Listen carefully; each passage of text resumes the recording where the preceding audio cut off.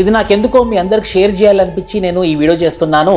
ఇప్పుడు రీసెంట్గా చూసినట్టయితే సంక్రాంతికి చాలా సినిమాలు రిలీజ్ అవుతాయి. ఆ కోణంలోనే రాజా సాబ్ కానివ్వండి, ప్రభాస్ గారిది లేదా చిరంజీవి గారిది, మన వరప్రసాద్ శంకర్ సినిమాలు రిలీజ్ అయ్యాయి. అయితే ఏదైతే యాంటీ ఫ్యాన్ లేకపోతే హేట్రేడ్ ఫ్యాన్ అని చెప్పేసి హీరోలను టార్గెట్ చేస్తూ వీళ్ళు 100 కోట్లు పెట్టి తీసినటువంటి సినిమాని 2 రోజులలో నెగిటివ్ రివ్యూస్ ఇచ్చి ఎవరు సినిమా హాల్ వెళ్లకుండా చేస్తున్నారు. దాని ద్వారా ఒక ఫిలిం ఇండస్ట్రీ, ఒక ఎకానమీ దెబ్బతినే అవకాశాలు చాలా ఎక్కువగా ఉన్నాయని చెప్పేసి మన వరప్రసాద్ శంకర్ అనే టీం ఏం చేసిందంటే కొత్తగా వాళ్ళు కోర్టుకి వెళ్ళి రివ్యూ ఇవ్వకూడదని చెప్పేసి బుక్ మై షో యాప్లో ఉన్నటువంటి రివ్యూ సిస్టమ్ తీసేపించింది అనమాట.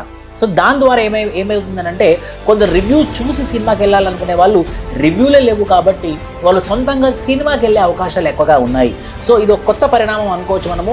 ఈ రివ్యూ సిస్టమ్ని తీసేసి రివ్యూ లేకుండా సినిమాని చూసి మీరు సొంతంగా పాతకాలంలో ఎలా అయితే మీరు సొంతంగా సినిమా చూసి మీకు ఎలా అనిపించిందో చెప్పండి. కానీ ఇలా ఆన్లైన్ మీడియంలో సోషల్ మీడియాలో కనుక మీరు రివ్యూలు పెట్టడం వల్ల కొన్ని కోట్లల్లో మేము డబ్బులు నష్టపోవాల్సిన అవసరం వస్తుందని చెప్పి గ్రహించి వాళ్ళు కోర్టుకైతే వెళ్ళి కోర్టు నుంచి ఆర్డర్ కూడా తెచ్చుకోవడం గమనార్హం.